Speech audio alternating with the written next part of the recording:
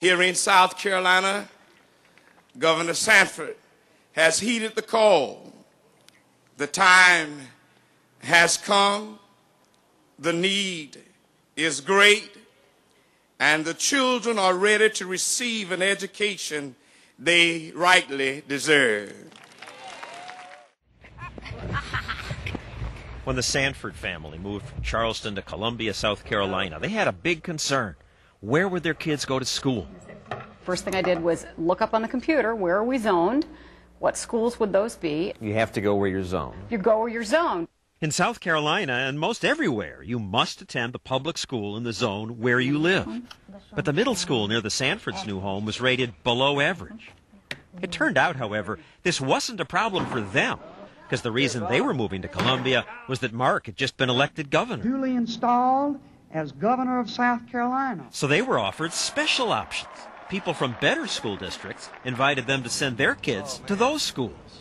And I said, but that's not fair, because if I lived down the street here, they wouldn't be allowed to do that. Would I be allowed to do that? And they said, no, you would not. He said, but we're going to waive that requirement because you're the governor. And I said, that's not fair.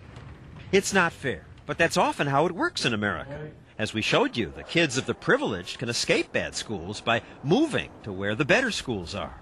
If you could buy a $250,000 or $300,000 house, you're going to get some great public education. But most everyone else is stuck with what the government gives you. Being in a public school system, no matter how much you complain about it, no matter how much you cry about what's going on with your children are stuck because of their zip code.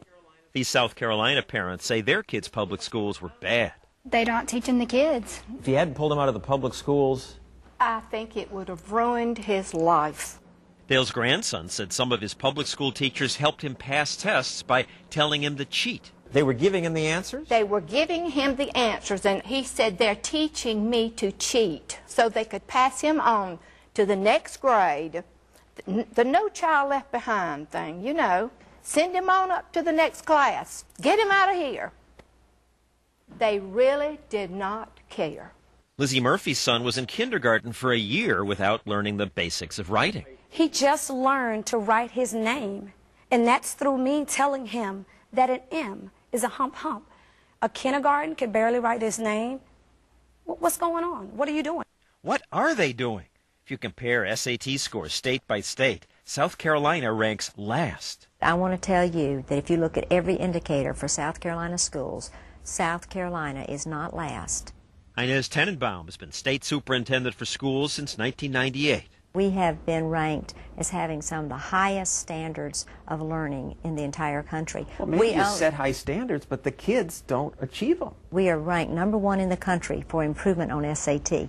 But 32 if you start points. at the bottom, it's easier to improve. You've improved and you're still last. SAT is an indicator that really shouldn't be used to judge any state. We're making tremendous progress in South Carolina, and we're very proud. Why be proud? Half the kids who start high school in South Carolina don't graduate in 4 years. And the state's first family was afraid to send their kids to the school they were zoned for. It's too important to me to sacrifice their education. I get one shot at it. If I don't pay very close attention to how my boys get educated, then I've lost an opportunity to make them the best they can be in this world. They decided to send their kids to private school. And the governor then proposed giving every parent in South Carolina that kind of choice. Does one size ever fit all? He said state tax credits should help parents pay for private schools. Then they would have a choice. Choice is external pressure. The public has to know that there's an alternative there. It's just like, you know, do you get a Sprint phone or an AT&T phone? I jotted down just a couple of questions, simple yes-no answers, and I'd be curious to get y'all's thoughts on these. I jotted them down, and the first one was, do you think that schools in South Carolina could be improved and that it's worth the effort? Okay. All right. Do you think that there is truth in this notion that if you keep on doing what you've been doing, you're going to keep on getting what you've been getting? How many of y'all think that God makes each child, each young person, each baby different from day one? All right. If you're with me on those three, then I got three more questions for you, and that is, one, does one size ever fit all? All right. How many of y'all think that all children learn the same way? How many of you think that people will generally take responsibility for something that they have no choice in? You're a little hesitant on that one, but we'll go with a no. All right. Here's what's interesting to me, though, and that is, as I think about those issues, I think that I could ask any person in South Carolina those 6 questions and basically get the same response. But the difference between them and you is that y'all chose to take time out of your day to convert thought to action. Because thought without action is just an idea, and I want to commend every one of you all for being involved in this debate, which I think is vital to the future of South Carolina.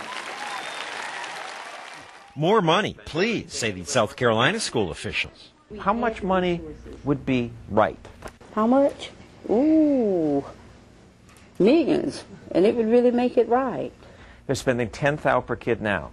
$15,000? $20,000? $20,000, $25,000, $30,000. The more, the better. To say that competition is going to improve education, it's just not going to work. You know, competition is not for children. It's not for human beings. It's not for public education. It never has been. It never will be. Why not? Would you keep going back to a restaurant that served you a bad meal? Or a barber that gave you a bad haircut? Competition makes everything better. Why would schools be different?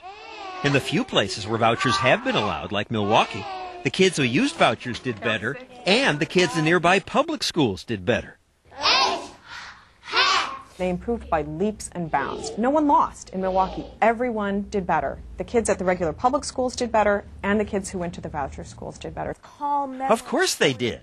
That's what competition does. Choice, to me, is the only way, I believe, that we can force the system from an external vantage point to change itself. It will never change itself from within.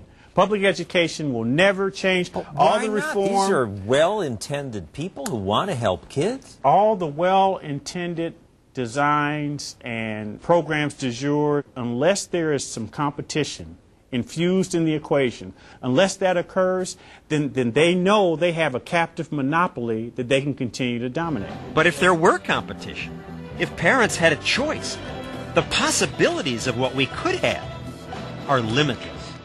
You can give public schools all the money in America and it will not be enough. Everyone has been conned. I'm not doing it today, okay? Ben Chavis is a former public school principal who now runs this alternative school that spends thousands of dollars less per student. He laughs at the public school's complaints about money. They all say it's the answer. No, it's not. We just need a little more money. That is the biggest lie in America. They waste money. It's not about the money. But what about kids who've come from broken families, poor families? Give me the poor kids, and I will outperform the wealthy kids who live in the hills. And we do it. Other spunky independent schools do well with less money, like this one in South Carolina run by Teresa Middleton.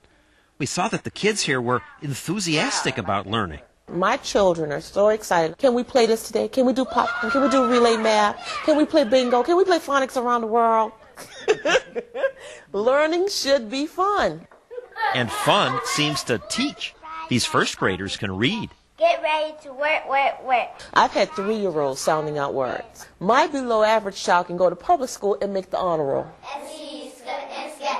Yet she spends only $3,000 per child versus the $9,000 South Carolina's public schools spend. And still fail to educate students like Dorian Kane. My son is now